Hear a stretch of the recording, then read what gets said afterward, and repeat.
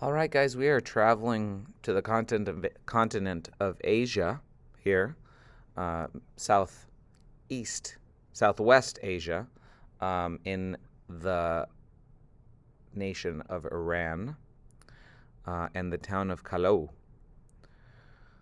Small school, big changes. The remote fishing village of Kalou, near the Persian Gulf in Iran, is so small that it doesn't appear on satellite maps of the Earth.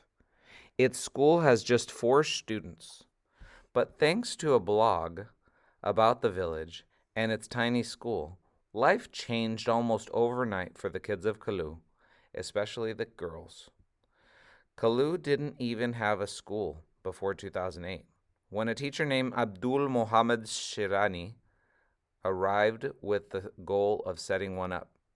The village let him use a fishing shed, and on the first day of school, he and the students cleaned it out and set up a classroom inside.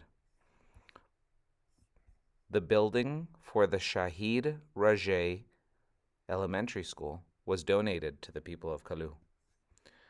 Putting Kalou on the map, Abdul Muhammad was so excited about the new school called Shahid Rajeh that he started a blog about it.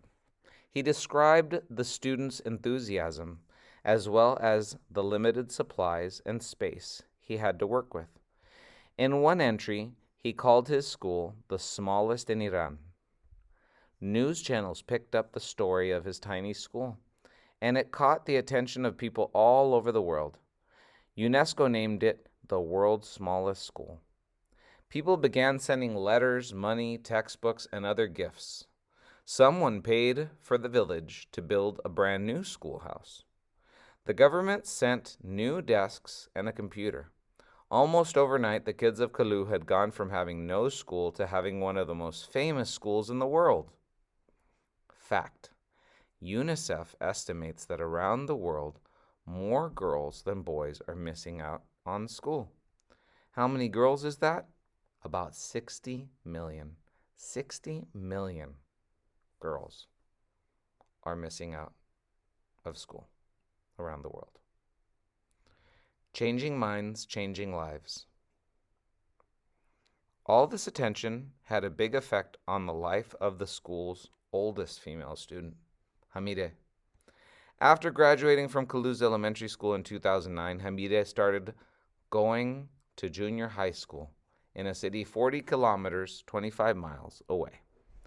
That would have been unthinkable just a few years earlier. Hamide's father had not planned for her to continue past elementary school. Most parents in the village thought that girls did not need to go further in school. They also did not want their daughters moving to the city, which was the only option if they wanted to continue their studies. Abdul Mohammed says it was our tiny school and the many visitors it drew to Kalou that made Hamide's father change his mind. Since the school got famous worldwide, he realized that Hamide would benefit from continuing her education. Hamide was breaking tradition to do so. Once Hamide's father agreed, Abdul Muhammad convinced the government to set up a school bus route to drive Hamide to middle school and back every day. That way, she didn't have to move to the city.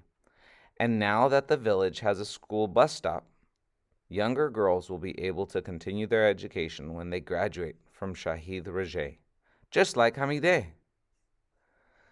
This is the school right here, Shahid Rajeh Elementary School, with the Iranian flag in the front.